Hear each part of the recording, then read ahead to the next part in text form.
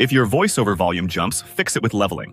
Different takes can be louder or quieter, even with the same voice. First, normalize the audio to a safe target level. Then use light compression to keep peaks under control. Check your meter, and your voiceover will stay consistent. For a discount, use the link in the description. Next video, remove background noise for cleaner audio.